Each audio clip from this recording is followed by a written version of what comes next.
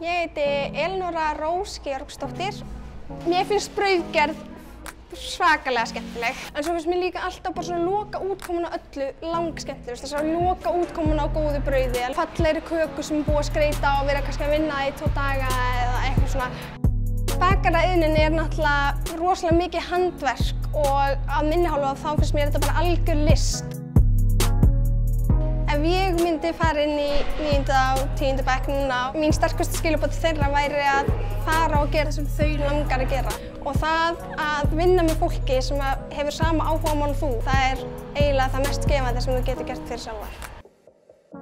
Þetta hefur gert mig að þeim einstaklingi sem ég er í dag og vinir mínir kynntust mér í gegnum bakarann og ég fer í utanlandsferðir til að kynnast öðrum bakaríum. Þannig að þetta leyfði mér svo algjörlega að blómstra og þetta var fullkomið fyrir mig.